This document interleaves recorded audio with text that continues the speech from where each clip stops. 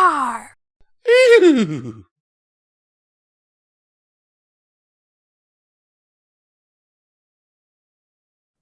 Hello and welcome to Pony&Wolf Productions.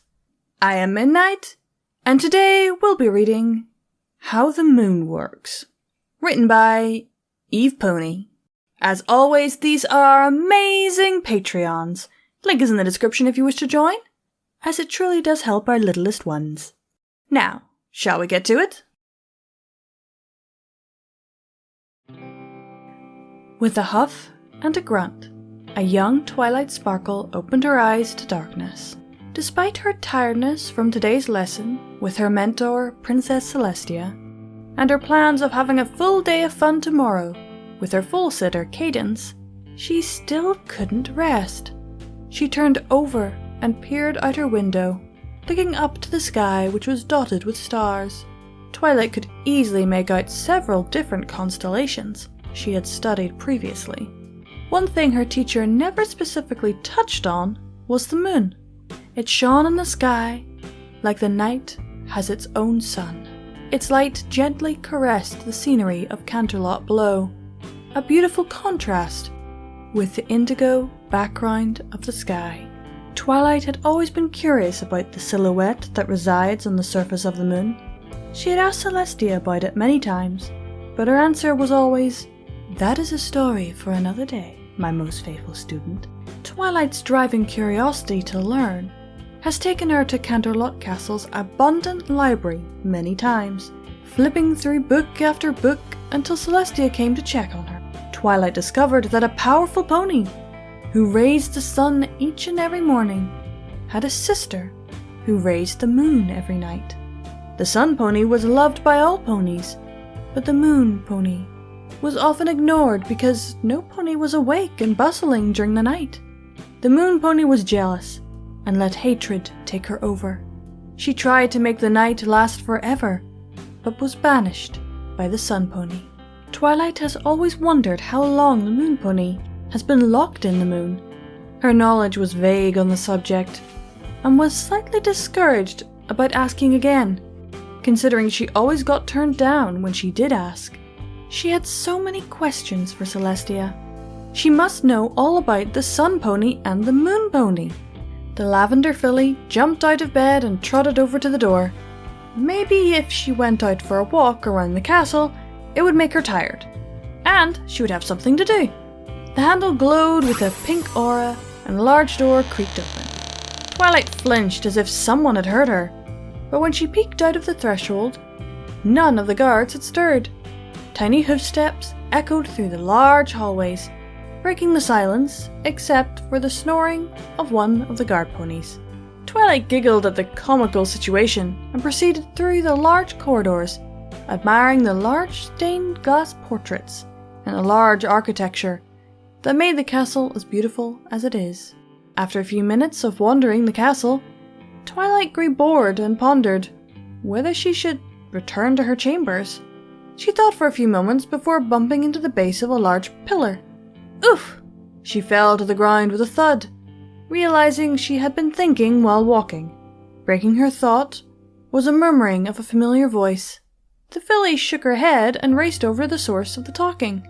Princess Celestia stood out on the balcony, the one she goes to when she wishes to reminisce with her sister. Like many other nights, she looked over to the moon with affection and laughed. "I remember that as well. I believe that cold castle still has many uncovered secrets you were supposed to find." She dried her eyes. "Yes, dear sister, your night truly is a sight to behold. It is my favorite time to speak with you. We don't get much time together anymore. I truly miss you." Celestia was interrupted by a loud thud. She quizzingly looked at the doorway to see her only protégé, Twilight Sparkle. The princess smiled warmly at the filly and invited her over. "It's very late, Twilight Sparkle. What brings you out here?" Twilight stuttered. "Well, I guess I couldn't sleep." She looked down at her hooves.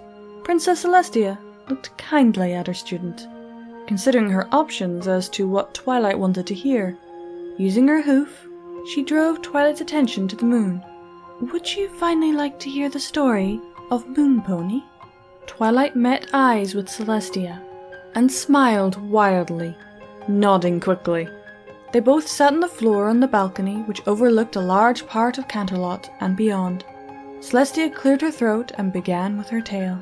Many years ago, 2 great ponies lived together here in Canterlot. One raised the sun, one raised the moon. Twilight nodded. One day, the lovely pony who raised the moon felt dejected because no pony appreciated her beautiful night we see here. Bad forces called the Nightmare Forces came and fed off her jealousy, and she turned into a powerful form. She called herself Nightmare Moon and attempted to create eternal night by raising the moon over top the sun. But the Sun Pony had no other way to stop the Nightmare Forces, so she banished the Moon Pony to the moon, and that is where she resides now. She has been for almost 1,000 years. Celestia turned and looked at the moon with a soft, affectionate smile. Twilight stared wide-eyed at the moon.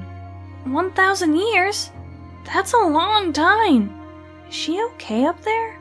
Tears threatened to spill from the princess's eyes, but she stood strong.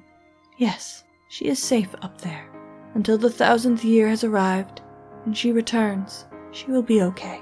Only the elements of harmony can help her. Even though she wanted to, Twilight questioned no further. Her curiosity had been sated for now, and she respected her great mentor. After a few moments of silence, the regal princess stood up. Let's go get you to bed now, shall we? Twilight nodded and yawned. Using her magic, Celestia placed Twilight on her back and carried her off to bed. I love this little story, though it does mean that Twilight would have heard the story before the events of the series. Yet I always did actually get that impression that she did know it, and that she just kept an eye on the 1,000 years, maybe researched a bit more, but without Celestia knowing. Or at the very least with Celestia knowing, but not stopping her. So yeah, this kind of makes sense, that she maybe heard it as a filly, maybe didn't fully grasp that they were sisters, that it was Celestia and Luna, but yeah. Maybe she just didn't remember the full story. That's another possibility. Because what stories do you remember as a child that you had to reread again and go, oh, that's actually what happened? Okay then. That was How the Moon Works, written by EvePony. I hope you all enjoyed, and keep watching that moon. Bye! Darn it, not again!